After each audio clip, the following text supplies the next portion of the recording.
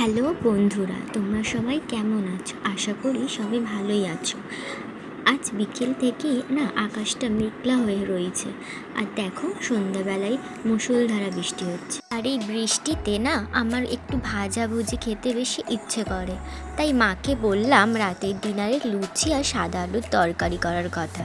তাই যেমন ভাবা তেমন কাজ, মা ময়দাতে নুন তেল চিনি সমস্ত কিছু দিয়ে মেখে নিয়েছে।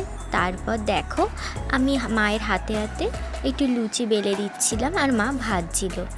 তারপর আমি সাদা আলুর তরকারি করার জন্য আলু টমেটো লঙ্কা নিয়ে নিলাম।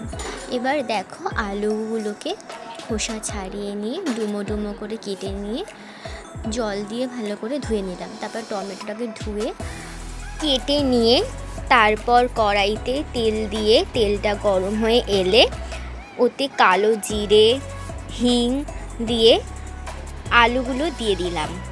আলুগুলো একটু লাল লাল হয়ে এলে তারপর টমেটো কাঁচা লঙ্কা তারপর স্বাদ মতো নুন দিয়ে আবার একটু ভালো করে নাড়াচাড়া করে পরিমাণ মতো জল দিয়ে দিলাম।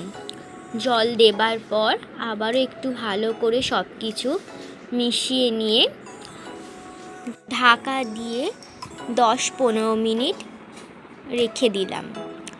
একটু শুকনো শুকনো হয়ে এলে ওর মধ্যে একটু ঘি দিয়ে আবারও একটু ভালো করে মিক্স করে নিয়ে নামিয়ে নিলাম।